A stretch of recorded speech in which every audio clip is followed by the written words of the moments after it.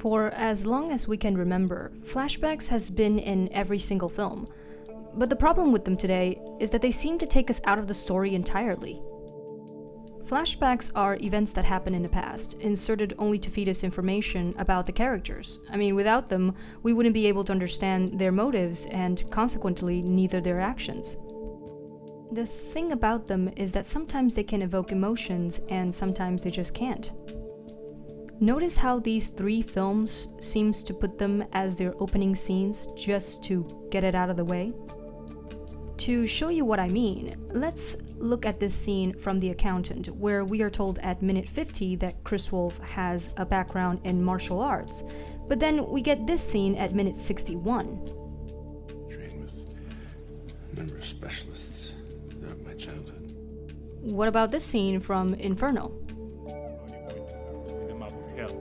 Notice how we are just flashing back for no good reasons? All these scenes that happen in flashback are in the beginning of the movie, and the repetition of footage playing again and again just delivers nothing new. This is a perfect example on why sometimes you could just tell instead of show. But directors tend to avoid this because long scenes of dialogues can become tedious and boring. In Silence of the Lambs, there were supposed to be 3 flashbacks. But director Jonathan Demme cancelled one of them and only included 2 in the final film. The first flashback was delivered not long after the first meeting between Lecter and Starling. In this scene, Lecter took a wild guess about her past and made a crude comment about her father. Fast forward, we in Starling's perspective walked into a flashback where we are shown this scene. We can imply that they were close and that her father was a policeman.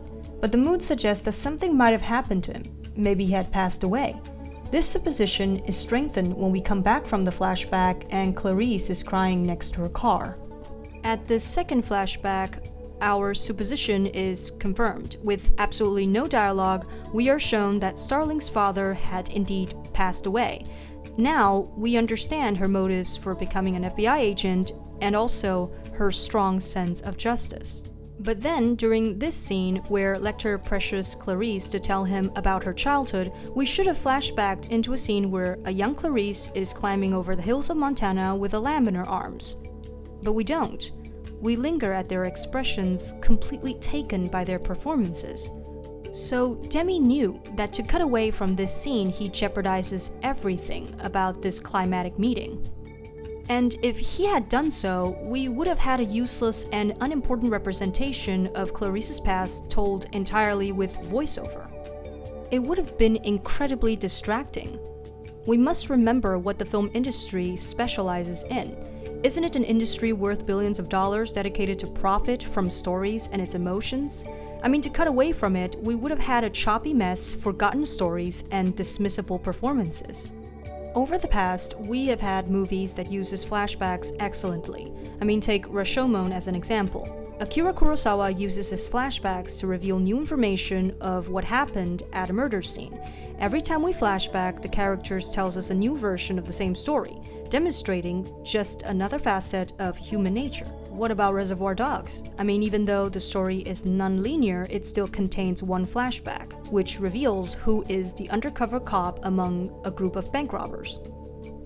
Another non-linear story would be Memento. We get flashbacks of this guy, and he is key to understanding the truth behind the story. And lastly, in The Godfathers 2, the scenes of young Vito Corleone are intertwined with those of Michael's, giving us the hint that the reason behind Michael's demise was his lack of principles. So notice how all these directors use their flashbacks to reveal climatic information or highlight major themes. They don't just use them to deliver information that the audience could have easily filled in themselves, or to overstate what's obvious. So if the flashback is useless, why not just leave it out of the film?